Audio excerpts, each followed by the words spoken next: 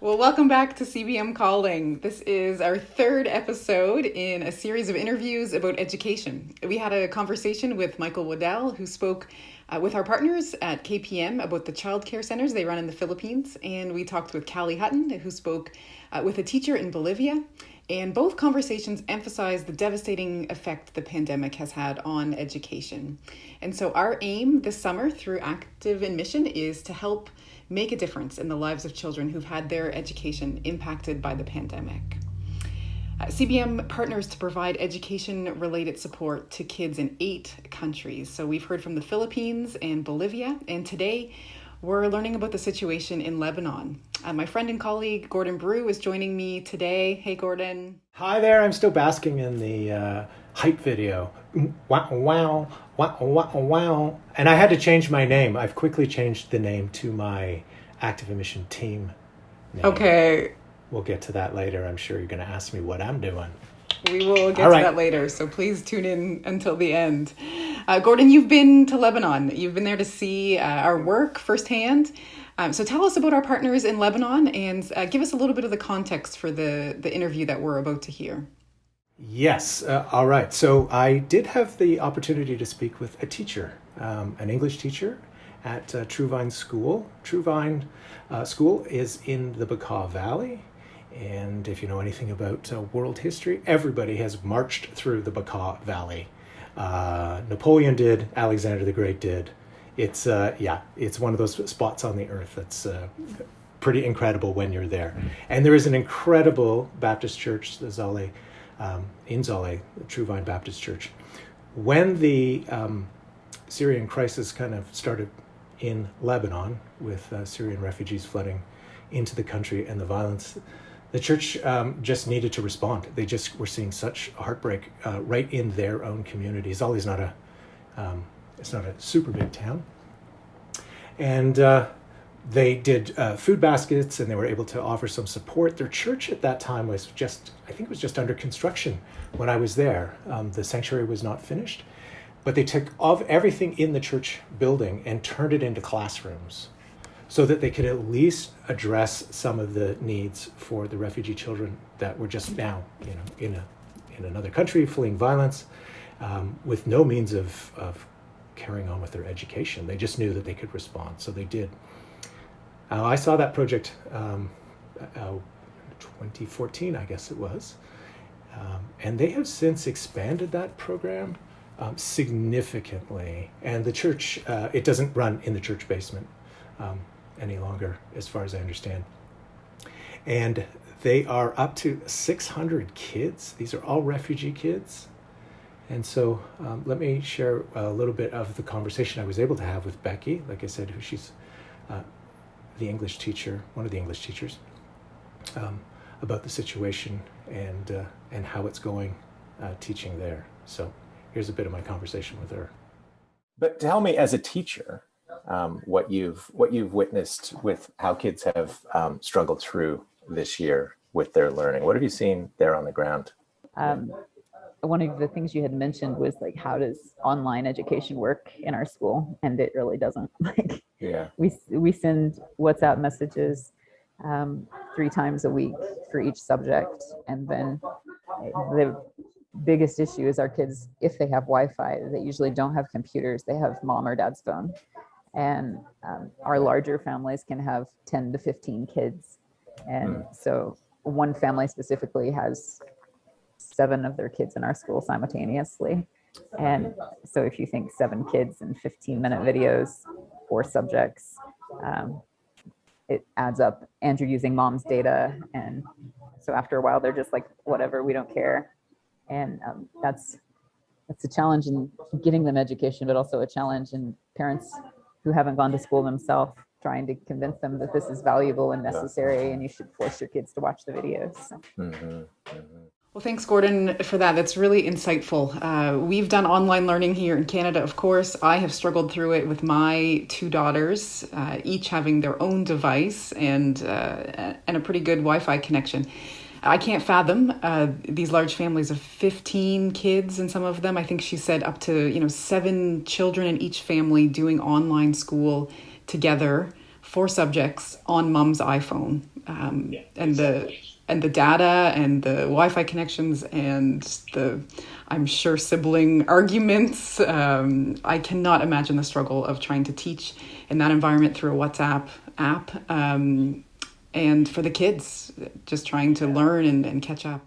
Yeah, the layers of complexity, just as you go down from fleeing your home country, the violence, the uncertainty of all of that. You speak Arabic, then you come into a country where you don't speak 2 official languages, which are French and English. Now your education has to begin by learning a language before you can carry on just with your regular learning. Then throw in a global pandemic.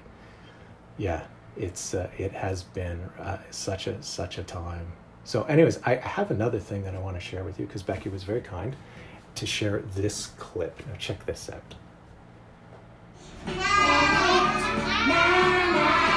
Let's chop some broccoli, broccoli, na na na.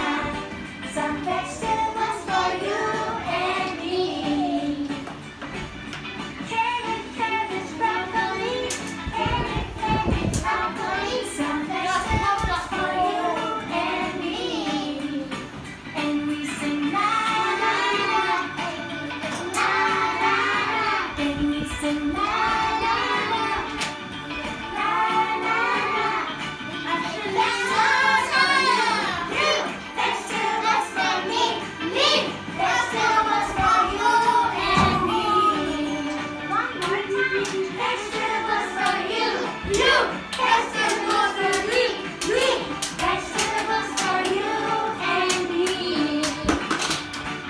Oh, Gordon, that is a super sweet clip. It is wonderful just to have an actual glimpse into what school looks like right now. We can see that they're in masks, of course, being back in school after some online learning. They are just absolutely adorable, and you can see their enthusiasm for being in school. It's really inspiring. Yeah, no kidding, eh? Well, vegetables never sounded so good to me. No, never. One of the other things that I was speaking with Becky about, because, your heart has got to be in it to be, I believe she's been there 6 years teaching in that situation.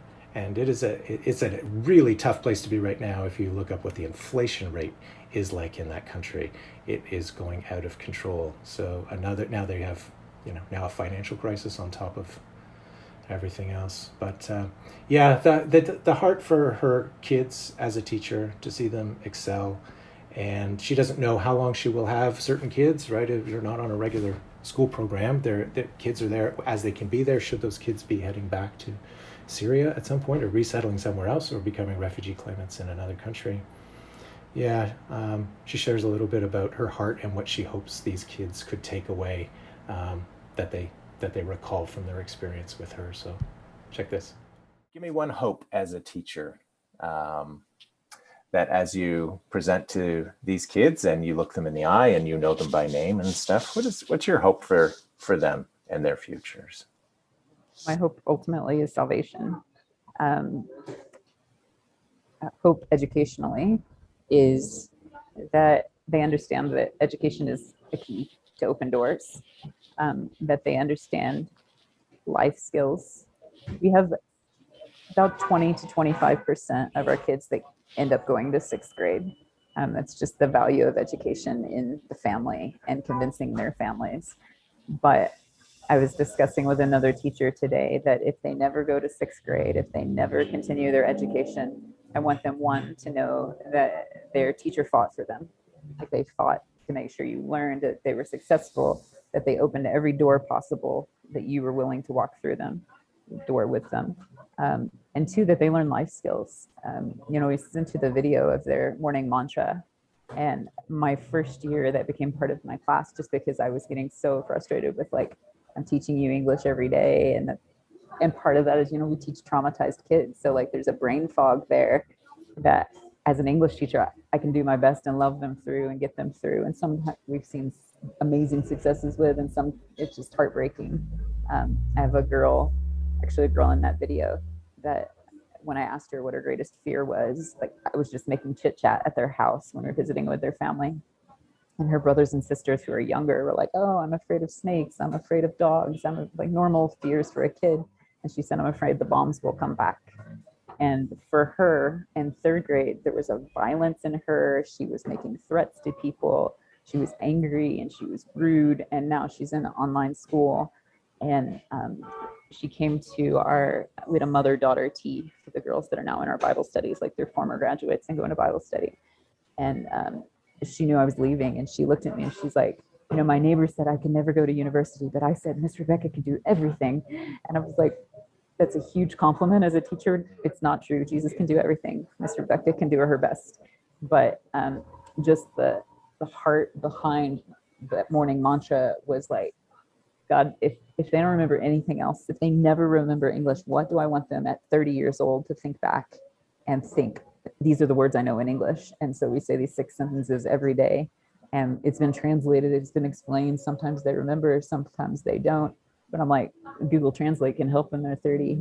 And I want them to know that they were created for a reason, and that reason is relationship with the Father, and that they're loved by both God and me. And when things get hard, don't give up, which we use in class all the time. They're like, Mr. Rebecca, it's so hard. I'm like, oh, when things get hard. And they go, oh, don't give up. And we finish what we start. Like, you can say, I want to do it all you want, but you've got to finish what you start. And you set an example with your words and actions, and that God made today, and we can make the choice to be happy and joyful. And so each of those are founded on a scripture. And just, it's interesting as a teacher how you can say it in the morning and think, I'm giving this speech to myself. Like, Yeah. I was created for a reason. When things get hard, don't give up. And you're talking to yourself, and they're reminding you. Well, on behalf of everyone that could be watching this, thank you for all of your efforts. Well, thanks for that, Gordon. You can certainly hear Becky's passion and her heart in that. It, as you said, it is a tough time to be an educator in the context that she's in. And I love that she says she wants her students to know that their teachers fought for them. She says that between 20 and 25% of students go on to grade 6. So it's certainly just a tough environment. But her heart to know, for these kids to know that teachers have fought for them. She wants them to know that the teachers have tried to open every door possible, have gone above and beyond. And you can just hear that in her words, and you can see her passion for teaching and her love for these students.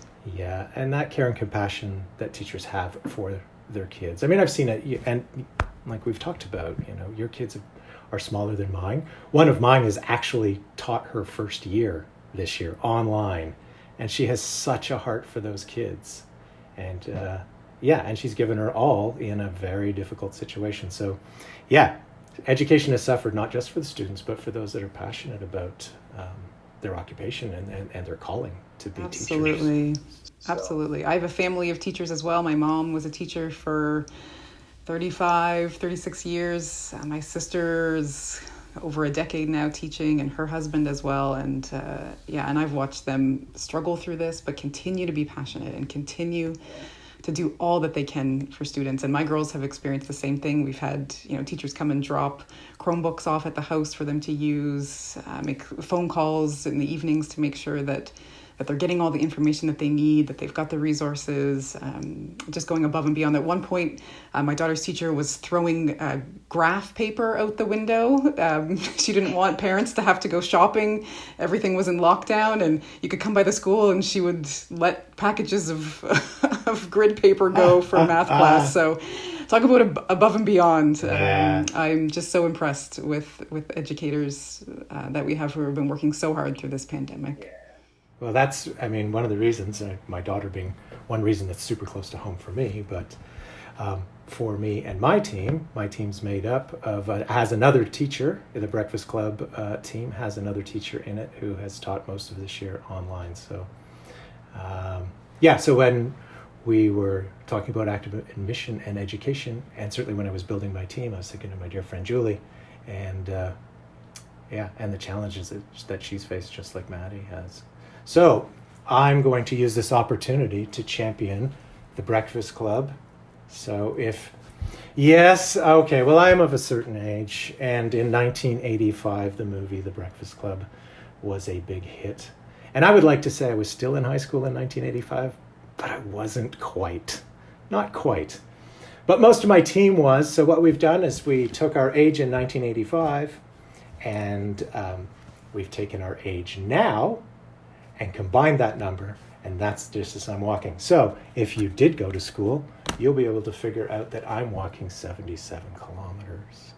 Don't do that math, Louise, don't even do that math. However, if you want to sponsor the Breakfast Club and our efforts to raise funds for education, then you can click that link below. You can join my team and our efforts. You can create your own team. And where are we at with funding right now? So we are over halfway to our goal of $30,000, but there is certainly still time to join. You can join the Breakfast Club. If I joined your team, I wouldn't have to walk half as far as you. Ouch. I can tell you I was not in high school in 1985. I was not in school in 1985. But I've got a team as well. We're going to walk not 77 kilometers, but we're going to walk from the elementary school in our community to the middle school in our community. Together, my church has a team for that. And you can still join at Activeinmission.ca. There is still time to join because any funds that you raise will help us support our education-related programs in 8 countries around the world. So we would love for you to jump on board with this. It's easy and it's free to sign up. And you can sign up as an individual, rope your family into it, walk on behalf of a teacher that's made a difference in your life, or get a team going or join an existing team. We'd love to have you join us. So watch our social medias next week, beginning the week of July the 18th until the 25th, as participants and teams post their photos and updates about their activities through this. Gordon, thank you so much for taking the time to talk with Becky. Thank you so much for the glimpse that we have into a classroom there and also into just the complex situation that's going on in Lebanon and how that's affecting education. Well, it is my pleasure. And I'm going to hopefully be back with you post-event with, we'll do a recap of what we've seen. We've seen some pretty hilarious things last year. And I'm sure we'll see a few more hilarious things this year. And this is meant to be fun, so absolutely, planning on it. So, and we'll have another announcement about something else that you might be interested in. So I will look forward to seeing you again in a couple of weeks. Sounds good. All right, thank you so much, and thank you so much for watching today. Take care.